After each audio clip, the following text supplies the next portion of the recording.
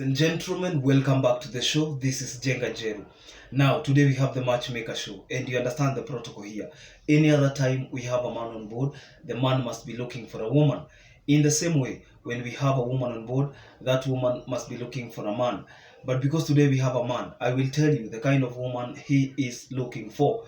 But before then, if you're watching us for the first time, this is the Matchmaker show. We help men and women to get matches.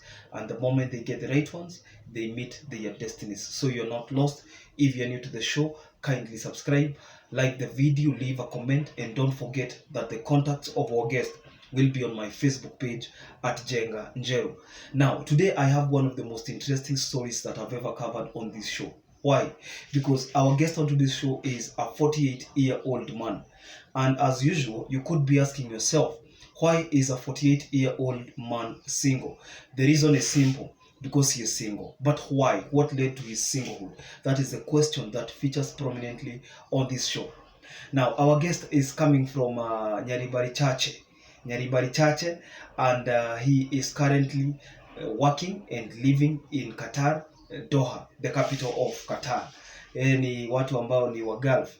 And he has been there for the last 4 years, anaenda 5 years. Ikifika January next year, utakuwa mwaka wake wa 5. And you could be asking yourself at 48, anatafuta kwa nini na mbona ako single? Now, this is what happened. This guy was married, and the marriage was short-lived. Why?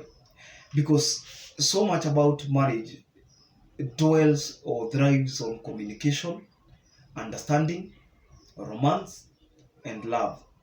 If all those things are factored out in a relationship, then that marriage, whether it was done as a ceremony, as a come we stay, a wedding, a church wedding, it becomes a shell. So what happened is that he married a woman who was not happy with the marriage. And sometimes when people are desperate, when you get pregnant in a relationship before a marriage is started, chances are very high that one is going to enter into that marriage for lack of another option. If one does not have options, and they cannot explore options, because the pregnancy lasts for 9 months. By the time you realize, it's already 1 month. So you have 8 months counting. Okay? Kuna watu wanajuanga hata wako pregnant the second month. Sasa akijua, anajaribu kupiga hesabu both short term and long term. So this is what happened. The madam was having a relationship with him, and then as a good guy he is, akambook, akamwambia sasa, if you umepata pregnancy, haina haja ule peke yako, haina haja urudi kwenu nyumbani. Madam akaangalia options, job, nini, akakuwa married. That marriage did not last for 1 year, because immediately alipata mtoto, huyu madam aliekelea jamaa mwingine. That means this woman was dating 2 people or even more at the same time. Why? Because after amepata mtoto, amejifungua mtoto, it's like all along alikuwa pia ana convince the other guy. So alikuwa na convince na bado anaishi na huyu, lakini they never met. So what happened is that immediately after kupata huyo mtoto, 1 month, 2 months, then the other guy akamchukua as if nothing had happened. Unfortunately, the other guy, let's say guy B, sindio? We have guy A and we have guy B. The other guy didn't know that kuna mtu amemuoa for 9 months. Anaitwa Lucas. Hajui Lucas ameoa madam for 9 months. Amenipe hadi details na majina ya madam, but this is not a shaming show. We are not here to bash people. We are not here to shame people. We are speaking about so many years ago, more than 15 years ago. So there is no way they are going back together. And Lucas, being the good man he is, never ever confronted the other man, because sometimes shida zingine ni za kujiletea. Kwa mfano, you are dating a woman. That woman decides to choose another man. What is the problem if that other man doesn't know that you exist?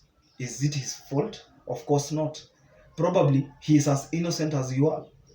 So akasema, instead of confronting the guy, aka move out and out of the relationship because the girl had already been married. Akachukuliwa na akaona huyu ameenda. For those 9 months the woman was restless throughout, na hii ni story inajulikana kwao Nyaribari Chache, watu wanajua, na anasema yeye it was something that was able to heartbreak him to the core. So 5 years ago, nimesema itafika 5 years tukienda January next year. 5 years ago, let me say 5, sisa 11 ni kama asubuhi. 5 years ago akaenda Qatar, akaenda kufanya hizi kazi za, you start as a janitor, he had a license, a driver's license, but ukifika huko unakuta you need a lot more of experience, nini aka work out his way out, o anafanya nini akajaribu kuingiana na watu. Unajua, you always look for greener pastures, and now he feels that he has gotten the right place, he has the right job. So this is the deal, he is looking for a woman mwenye ako Gulf. So if you are in Gulf, because he is not coming back, he will only be coming back for greetings. Alisema yeye kama anakuja kusettle Kenya, if all those years didn't work for him, what he will be doing, he can invest home. However, he would like to stay there. If there is a woman, they can arrange.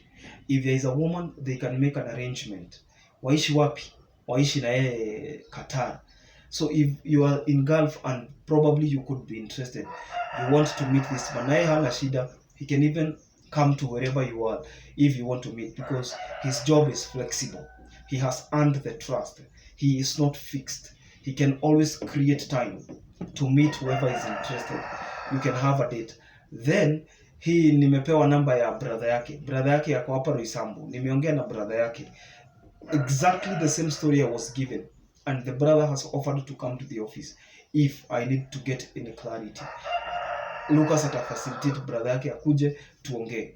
So what is happening here is that Lucas felt heartbroken by the fact that you take somebody, you have responsibility over her, you take up all the duties, you pay the bills, but you do not have the dominion, you don't have the authority, neither do you have the leadership in that relationship. So the deal is simple. Lucas wants a woman who can be able to at least bear him a child or two, a woman who is God-fearing, a woman who is not going to disappoint, a woman who is going to love her for who he is, not because of what he has. Because in the previous relationship, looks like that lady was just using him as a means to an end. I mean, like somebody wants just to carry through with pregnancy, they get the baby safely, the baby is able to lactate, the baby is healthy, 3 months later gets married to another guy as if nothing had ever happened. It was a painful deal, and you can bear with me that this was not something simple to him. So he's looking for a woman who is decided, a woman who is honorable, a woman who is able to be vulnerable about her past, a woman who will share what happened at what particular time and why she is single. Because right now they are not going to be back, or they are not going back together with the former wife. The ex-wife is married, got more kids. 15 years ago is long time, and you could be asking yourself, why hasn't he married so far? Why wait for 15 years? People are different. I have seen people who waited for 20, others waited for 30, because the essence of entering into a relationship is being sober, so that you find the other person sober. Hakuna kitu mbaya kama kudate mtu mwenye tayari haja give up na relationship yake previous, mtu mwenye haja move on. If you deal with somebody like that, you're going to get it rough, and that is not what you're looking for. So if you're there and you're interested, I'll post his contacts on my Facebook page at Jenganjero. If you're interested, go pick them up, contact him, and who knows, maybe you will be the person getting to the bottom of this. He's looking for a woman who is between the ages of 35 and 30, because he's really looking forward to have kids of his own. If this woman has 1 or 2 children, that is not a problem to him. That will not be a problem, because pia time yake imesonga 48 ni kama 50, si ni kweli? So if you get somebody between the ages of 30 and 35 mwenye ako tayari kupata mtoto ama wawili, they are good to go. And that woman should also be in Gulf, or willing to go to Gulf.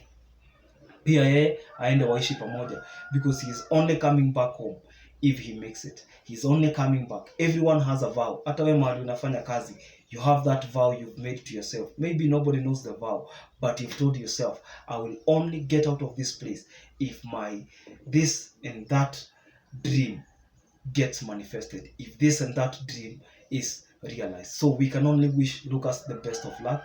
We hope he will get a good match, a woman, regardless of where she's coming from, tribe notwithstanding, but she should be a Christian, a God-fearing woman with one or two kids if you're there. And it's another advantage if you've been betrayed before, if you understand the pain of betrayal. If you know what that means, then get in touch and he will be waiting for you on the other end. Until next time, this is Jenga Jer. Don't forget to subscribe to our YouTube channel. We're on the road to 100,000 subscribers. Don't forget to like our videos. We said once you watch, like, it's free to do that. And also confirm today whether you have subscribed to our YouTube channel. Until next time, this is Jenga Jer. God bless you. Bye bye.